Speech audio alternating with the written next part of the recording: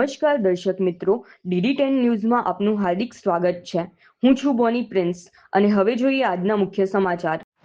મહીસાગર જિલ્લામાં સતત વરસી રહેલા ભારે વરસાદને કારણે અનેક વિસ્તારોમાં પૂર જેવી સ્થિતિ સર્જાઈ છે।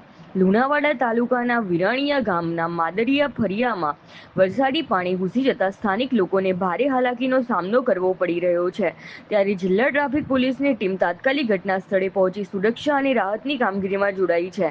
ભારે વરસાદને પગલે વિરાણીયા ગામના માદરિયા ફળિયામાં નીચાણવાળા વિસ્તારોમાં પાણી ભરાઈ જતા પૂરની સ્થિતિ સર્જાઈ છે।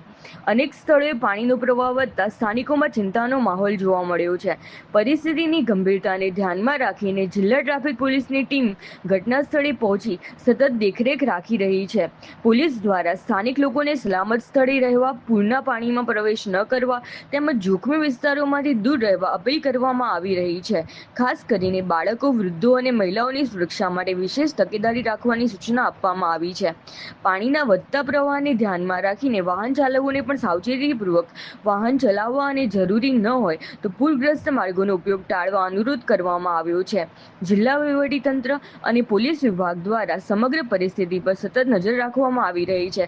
સંભવિત જાનહાનિ અટકાવવા માટે જરૂરી તમામ પગલાં લેવામાં આવી રહ્યા છે। વિરાણીયા ગામના માદરિયા ફળિયામાં પોલીસની સતર્ક અને સમયસરની કામગીરીને સ્થાનિકોએ પણ આવકારી છે, જેના કારણે લોકોમાં સુરક્ષાની લાગણી વધુ મજબૂત બની છે। રિપોર્ટર વીરભદ્રસિંહ સિસોદિયા, લુણાવાડા, મહીસાગર।